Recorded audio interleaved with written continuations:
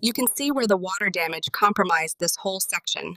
We're going to need to replace the framing around these hinges.